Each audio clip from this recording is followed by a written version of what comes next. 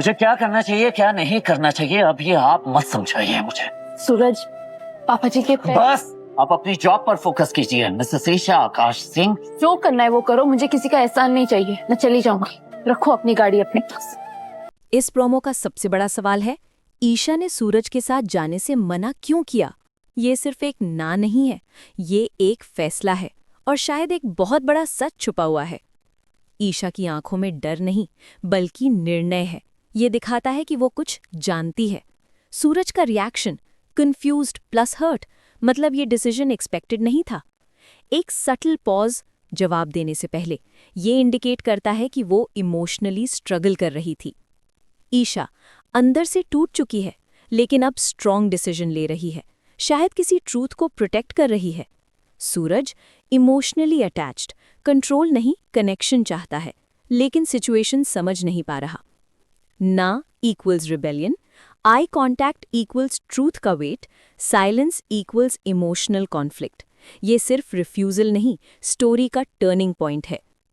ईशा को एक बड़ा सच छुपा रही है। सूरज उस सच को जानने की कोशिश करेगा। दोनों के बीच इमोशनल डिस्टेंस बढ़ेगा। एक बड़ा रिवील आने वाला है। क्या कभी ऐसा हो सकता है कि एक ना के पीछे पूरी कहानी छुपी हो? आज के इस प्रोमो में ईशा ने सिर्फ सूरज के साथ जाने से मना नहीं किया, उसने कुछ ऐसा किया है जो पूरी कहानी को बदल सकता है। लेकिन सवाल ये है, आखिर उसने ऐसा क्यों किया? क्या वो डर रही है या फिर वो किसी बड़े सच को छुपा रही है? आपने उसकी आंखों में देखा, वो डर नहीं था, वो फैसला था।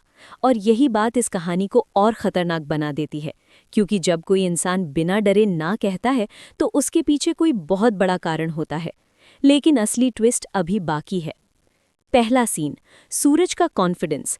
उसे लगता है कि ईशा उसके साथ जाएगी, लेकिन ईशा का जवाब उसकी पूरी उम्मीद तोड़ देता है। दूसरा सीन, ईशा का एक्सप्रेशन। वो कंफ्यूज नहीं है, वो श्योर है। ये बहुत बड़ा संकेत है कि ये फैसला अचानक नहीं लिया गया। यहाँ एक हिडन डिटेल है। जब ईशा जवाब देती है, वो नजरें नहीं झुकाती। ये दिखाता है कि वो अपने डिसीजन पर कॉन्फिडेंट है। तीसरा सीन, एक साइलेंस। ये साइलेंस बहुत कुछ कहता है। ये इमोशनल कॉन्फ्लिक्ट का पीक है। सच कहें तो ईशा कुछ बहुत बड़ा छुपा रही है, और अगर ये सच सामने आया तो सब कुछ बदल जाएगा। कभी-कभी ना कहना सबसे बड़ा साहस होता है। हर सच तुरंत नहीं बताया जाता, कुछ सच्चाइयां वक्त मांगती हैं। ईशा का सीक्रेट जल्द सामने आएगा। सूरज सच्चाई जानने की कोशिश करेगा और एक बड़ा इमोशनल ट्विस्ट आएगा। लेकिन यहाँ पर एक चीज सब इग्नोर कर रहे हैं, ईशा का साइलेंस ही सबसे बड़ा क्लू है। तो अब सबसे बड़ा सवाल, ईशा ने सूरज के साथ जाने से मना क्यों किया? क्या वो किसी सच्चाई को छुपा रही है?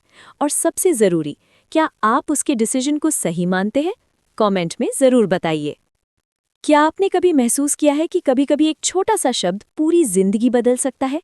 एक ना, सिर्फ 2 अक्षरों का शब्द, लेकिन उसके पीछे छुपी होती है एक पूरी कहानी, एक दर्द, एक सच्चाई। आज की इस कहानी में ईशा ने सूरज के साथ जाने से मना कर दिया, लेकिन ये सिर्फ एक साधारण इनकार नहीं था। ये एक फैसला था, एक सीमा थी, और शायद एक छुपा हुआ सच भी। अब सवाल ये है, आखिर ईशा ने ऐसा क्यों किया? जब कोई इंसान ना कहता है तो अक्सर लोग उसे गलत समझते हैं। वो जिद्दी है, वो गलत कर रही है। लेकिन क्या हर ना गलत होता है? नहीं, कई बार ना कहना ही सबसे सही फैसला होता है। ईशा के चेहरे पर जो एक्सप्रेशन था, वो डर का नहीं था, वो निर्णय का था। उसने सोच समझकर, पूरी तरह से कॉन्शियस होकर ये फैसला लिया है। ईशा के अंदर इस वक्त क्या चल रहा है? एक तरफ भावनाएं हैं, दूसरी तरफ सच्चाई। एक तरफ रिश्ता है, दूसरी तरफ खुद की पहचान। ये संघर्ष आसान नहीं होता।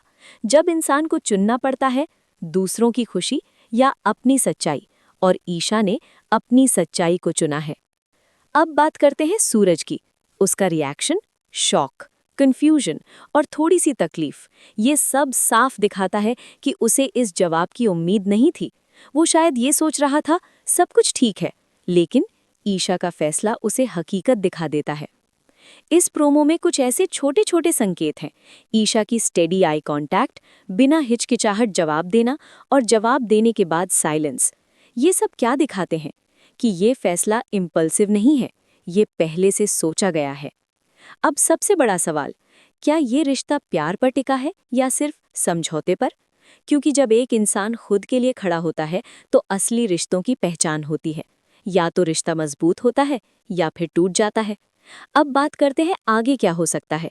सूरज सच्चाई जानने की कोशिश करेगा, ईशा अपने फैसले पर कायम रहेगी, दोनों के बीच दूरी बढ़ेगी, लेकिन एक बड़ा खुलासा आने वाला है जो सब कुछ बदल देगा। यहाँ एक बड़ा ट्विस्ट भी हो सकता है। क्या ईशा किसी को बचाने की कोशिश कर रही है? क्या वो किसी खतरे से दूर रहना चाहती है या फिर वो खुद को बचा रही है? इस कहानी में सबसे बड़ी बात यह है, असली जंग बाहर नहीं, अंदर है। ईशा अपने डर से लड़ रही है, सूरज अपनी समझ से, और यही इस कहानी को रियल बनाता है। कई बार सबसे बड़ा दर्द वही होता है जो दिखाई नहीं देता। ईशा के अंदर जो चल रहा है वो बाहर नहीं दिख रहा, लेकिन वही उसकी सबसे बड़ी ताकत बन रहा है। अब सबसे बड़ा सवाल, क्या ईशा का फैसला सही है या उसने गलती की है? ये सवाल हर व्यूअर के लिए अलग होगा, क्योंकि हर इंसान अपनी सोच से जवाब देगा।